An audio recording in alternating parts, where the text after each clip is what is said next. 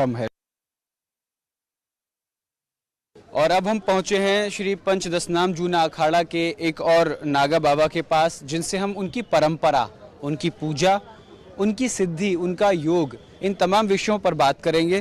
बाबा, सबसे पहले तो आपको न्यूज़ इंडिया की तरफ से प्रणाम। नमस्कार। नमस्कार।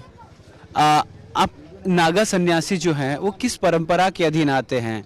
ये तो आदि अनादि से चले आया सप्तऋषि की संतान से, जिससे पूरा संसार की उत्पत्ति हुई है। तो समुद्र मंथन से ये महाकुंभ उसीलिए लगाया जाता है। ये नेमी सारायण माघ मकर गति रवि तभी होई, तीरथ राज आवे सब कोई। नेमी सारायण छेड़ते से ऋषि मुनि होन 1 महीने का कल्पवास हर साल माघ महीने में आते हैं। उसी प्रकार 12 साल में एक बार महाकुंभ की उत्पत्ति होती, महाकुंभ मेला लगता है, जिसमें हिंदू धर्म की धर्म ध्वजा देवता जिन नागा सन्यासी श्री पंचदशनाम जूने अखाड़े के उसमें रहती है। आप वैष्णव पंथ से आते हैं कि शैव पंथ से आते हैं? शैव पंथ से श्री पंचदशनाम जूना अखाड़ा शिव गुरुदेव दत्तात्रेय विजयते नमः। ये शैव और वैष्णव का क्या झगड़ा है महाराज जी? कोई झगड़ा नहीं है, परंपराओं की बात है। जिस दलबल में आप शामिल हुए वो उसका है। भाई त्रेता युग में राम अवतार हुआ है, तो राम अवतार से रामादल वहां से चालू हुआ है, और शिवदल तो आदि अनादि परशुराम से सतयुग से चला आ रहा है। कि पहले तो एक ही ब्राह्मणी वंशजी थे, यानी ऋषि थे। ऋषि के बाद फिर ब्राह्मण हुए, फिर अनेक प्रकार की जाति प्रजाति बनी। 1200 ईस्वी से पहले शैव और वैष्णव के बीच झगड़ा हुआ। नागा साधु आप बाहर आए अपने धर्म की रक्षा के लिए। अभी जब राम मंदिर को लेकर चर्चा चल रही थी 1900 के दशक में, तब भी आप निकल कर आए। आपको लगता है कि जिस तरीके से सनातन को घेरने की कोशिश की जा रही है, आप लोग फिर एक बार सड़कों पर आएंगे? ये तो राजनीति है। राजनीति में रामादल अपने राम मंदिर के लिए बीजेपी ने, आरएसएस ने या और भी दल बलों ने इकट्ठे होके एक मुद्दा बना के वोटिंग का ये इसको बिखराया है। हिंदू धर्म का खंडन करा, हिंदू धर्म की प्रवृत्ति नहीं बढ़ाई, हिंदुओं की रक्षा नहीं करी, हिंदुओं को मारे। मतलब ये जो हिंदू धर्म की बात करते, सनातन रक्षा की बात करते हैं, ये हिंदुओं को मारते हैं। और क्या है, कितने लाखों लोग मरे हैं राम मंदिर के चक्कर में। कार सेवक में लाखों मरे, उसके बाद भी मरे। बाबरी मस्जिद ढाई, उसके बाद भी लाखों मरे। तो ये सहमति से काम होना चाहिए। आपको लगता है सनातन सुरक्षित है, सब ठीक चल रहा है, सिर्फ राजनीति के चलते हो रहा है? सुरक्षित तो नहीं है। सनातन बहुत हानिकारक है। धर्म की हानि हो रही, धर्म की बढ़ोतरी नहीं हो रही। इस कुंभ में आपको क्या देखने को मिल रहा है? इस कुंभ बड़ा अच्छा है, महाकुंभ। यहाँ जो लोग आ रहे हैं उनके मन में आस्था है या कुछ और? आस्था है, लेकिन उनकी आस्था को ये सरकार ठेस पहुंचा रही। अपने वीआईपी स्नान के लिए, वीआईपी दर्शन के लिए देखो हमारा स्नान रोक दिए हैं, जबकि मोनी अम्मा उसका सबसे बड़ा स्नान होता है हमारा। क्यों रोके? क्यों साहिब ही नहीं निकाले हैं?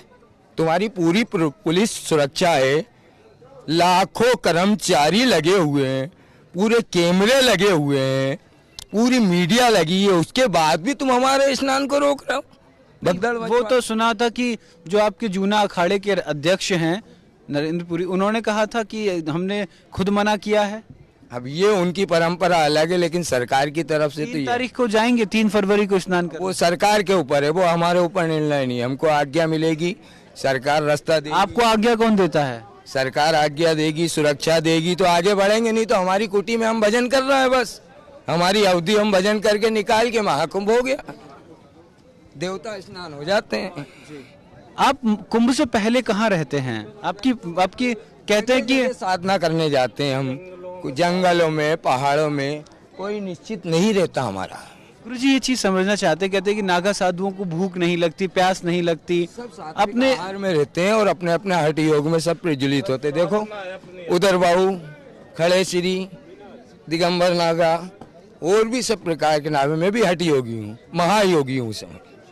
अभी मैं आपको 10-15 किलो का वजन लटका के यहाँ आपके सामने इस मामूली उसका हठ योग है, तो उस पर भी डिसबैलेंस यानी 2-2 घंटे, 1-1 घंटे उसकी साधना करने को होना, उस पर व्यवस्थित अपनी इंद्रियों को कायम रखने को होना, ये अपनी व्यवस्था है। उतनी साधना नहीं होगी तो उतना आगे कहाँ से बढ़ोगे? ये अखाड़े शब्द की उत्पत्ति हठयोग से ही हुई है। अखाड़ा तो हठयोगी है ना, अस्त्र शस्त्र धर्म वेद पुराण सभी अखाड़ा सिखाता है। अच्छा, अब से बात करके मुझे मतलब एक अच्छी आध्यात्मिकता की अनुभूति हो रही है। मैं ये जानना चाहता हूँ कि मॉडर्न बाबा वो संत हैं या नहीं हैं जो आजकल बड़ी बड़ी गाड़ियों में घूमते हैं, बड़े बड़े सिंहासनों पे बैठते हैं, बड़े बड़े आडंबर रचाते हैं। भाई वो तो मुखिया बड़े बड़े पैसे वाले हैं, जहाँ पैसा है आज के युग में वो सबसे बड़े सब कुछ कर सकते हैं। आप उन्हें संत मानते हैं? को भी खरीद सकते हैं, दुनिया को भी झुका सकते हैं, पैसे में वो ताकत है। तो आज दुनिया पैसे में बिक रही है। मेरा सीधा सवाल भी इतना सा था कि उनको संत मानते, वो भी संत हैं, वो परंपरा निभाते हैं, अपना कार्य करते हैं, लेकिन कुछ अहम उनमें आ जाता है तो वो पब्लिक की तरफ और जनता पे विशेष ध्यान नहीं देते हैं। ये बात है। ये कहा जाता है कि अगर अपने यहाँ हाथ से नागा साधु मिट्टी भी उठा के दे तो सोने का काम करते हैं। इस महाकुंभ का 2 अमृत होता है, गंगा जल तो अमृत है ही है, लेकिन इतनी तपस्या होती है। दूसरा अमृत है भस्मी, तो ये भस्मी का तिलक, ये भस्मी अमृत है। विश्वास से लोगों श्रद्धा से ले जाते हैं, उनके विघ्नों का नाश होता है, कालकंटक दूर होता है। ये बहुत बड़ी चीज। ये महामृत्युंजय महाकाल की भस्मी उसके नाम से दी जाती है, तो ये बहुत बड़ी परंपरा है, उससे विघ्नों का नाश होता है। आपको नागा साहब, आपकी विख्याति किस नाम से है? किस नाम से आपको जाना जाता है? मेरे को दुनिया में स्वामी ध्रुवपुरी के नाम से जाना जाता है। ध्रुव तारा जो अलग सबसे ऊंचा चमकता, सबसे ऊंचा चमकता, मेरे गुरु ने ही मेरे को ये दिया। आप कितने वर्ष की अवस्था में नागा साधु बन गए थे? मैं 24 वर्ष की बात।